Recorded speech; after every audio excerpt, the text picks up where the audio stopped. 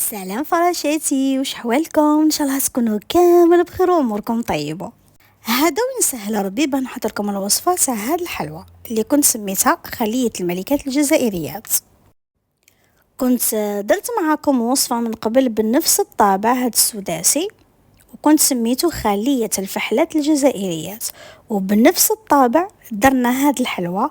هكا بنوصلكم ميساج انه كي نشريو حاجه ما نحطوهاش في الدار لغرض واحد، نسيو كيفاش نديرو بيها قداه النوع، هكا بنحلو دراهمها بيان كوم يلفو. ولا واش رايكم؟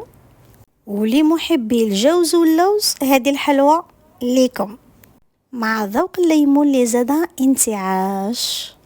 هيا بدون طالع مع بعض نبداو في الوصفه تاعنا ونقولوا بسم الله.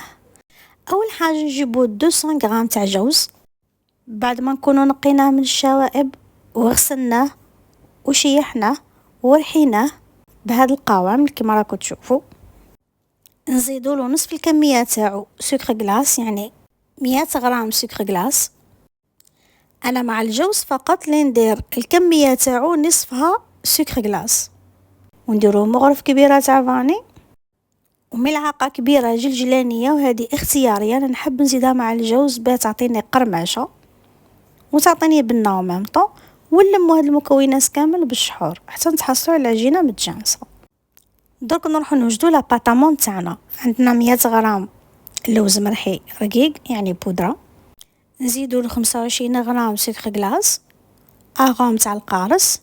بالنسبه للاغوم تاع القارص كاين لو كولوري وكاين اللي ماهوش كولوري.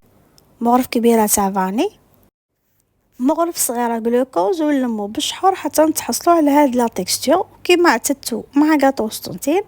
نحطو فوق البلون دو طرافاي ونسيو كيفاش نعجنوها غير شويه برك بالكف تاع اليد، ونديرو بهذه الطريقه هكا باه تحصلوا على عجينه لوز ليس. هو ما كان حتى سر، كي اللوز تاعكم ترحيوه بودره وتصيروه بيان وتعرفوا كيفاش تخدموا وتخليو له لو طون باه يروبوزي، راح تجيكم ناجحه 200%. نجيبوا عجينه الجوز والججلانيه نطبعوها بهذا الطابع السداسي اللي كنت خدمت معاكم به خلية الفحلات الجزائريات كما كنت وضحت في أول الفيديو. وهذه الحلوى كانت دارت ضجة كبيرة في مواقع التواصل الاجتماعي ونالت إعجاب عدد كبير من المشاهدين. طرحوها فراشاتي شوية عالية، واحد سنتيمتر ونصف. وكما راكو تلاحظوا كل ما نطبع حبة نسي كيفاش نعدلها داير سعير هكا باجينا الخدمة نقية.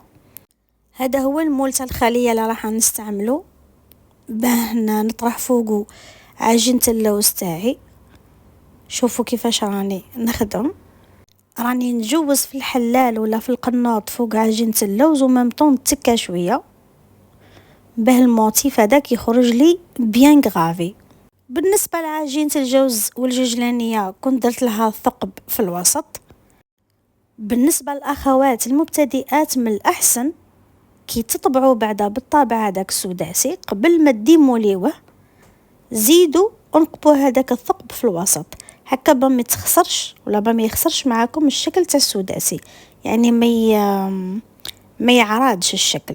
فوالا بنفس الطابع نروحوا نطبعوا عجينة اللوز اللي كنا شكلناها على شكل خلية، لصقوها فوق السداسي هكا باه كي نعمروا الثقوب هذوك بالكناشي تاع الليمون نعمروا بكل سهولة. كنت لابسه في الديبيو تاع الفيديو البلو، ومن بعد قلت واه لازم نكون ماتشي مع الحلوى تاعي. صدقوني هذه الحلوى الميلونج تاع لي قولي فيها يهبلوا، الميلونج هايل، بنة مع انتعاش مع قرمشة هكا خفيفة. جربوها وردوا لي بالخبر. بنفس الطريقة اللي خدمنا بها عجينة اللوز المرة الأولى راح نخدموا عجينة اللوز باه نقفلوا الحبيبة تاعنا.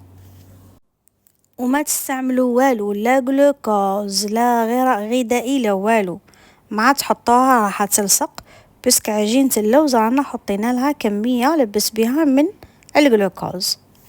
بالنسبة للكمية ولا المقادير اللي عطيتكم انايا هنا في الفيديو راهي خدمت لي 5 حبات فقط.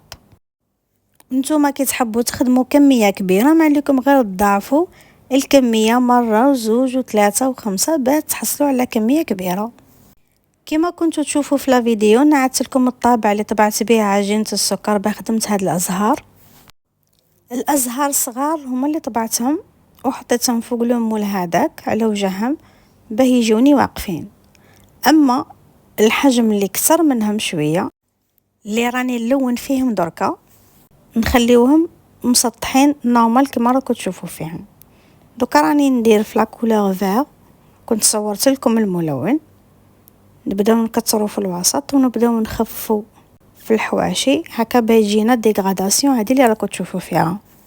في لا فيديو ما خليتهمش ينشفوا مليح، على هذيك جاتني سهله للخدمه تاعهم، يعني باه ندخل هذوك الحجر فيهم من داخل.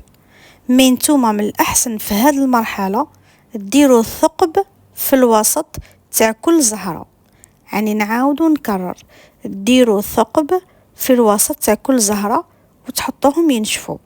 داكوردو درت معاكم قدام زهره هكا باش تشوفوا لا ديغراداسيون تاع لا كولور كيفاش راني ندير فيها.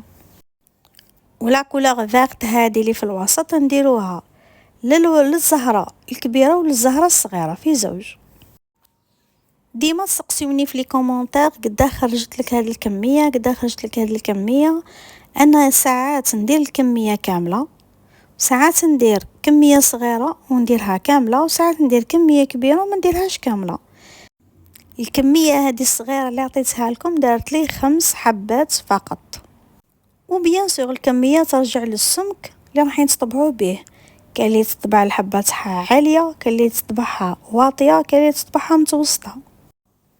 شوفوا فراشاتي هنايا تالمو ما نشفتش معايا مليح، ساعدتني اني ندخل في الزهره الاولى والثانيه. مي نتوما كون تفوتوا تنشفوها وتيبس امبوسيبل ديروا هاد العمليه. على هذه قلت لكم ديروا ثقب في وسط كل زهره. بالنسبه للاحجار هذوك اللي راكم تشوفوا فيهم، لا كان راكم انتريسي قولوا لي ندير لكم فيديو سبيسيال عليهم كيفاش خدمتهم.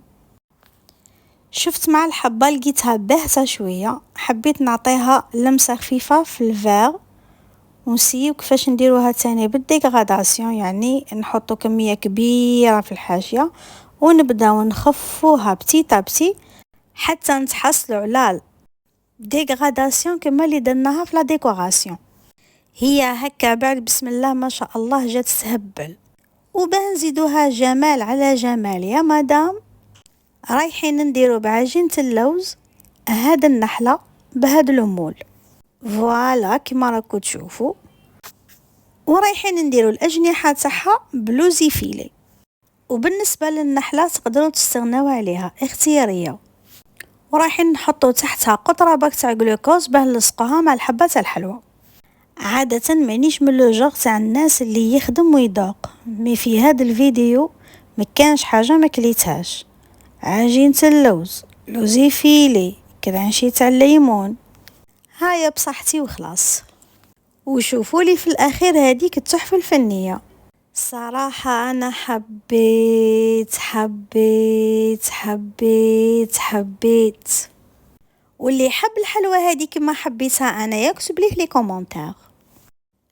وفي الاخير نذكر الفراشات اللي مازالوا ما التحقوش بقناتي يديروا لي متابعه من فضلهم ويفعلوا الجرس هكا بيوصلهم اي جديد.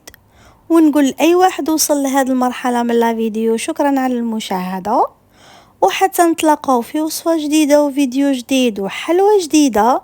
سلام، وما تنساوش تجمجموا لي.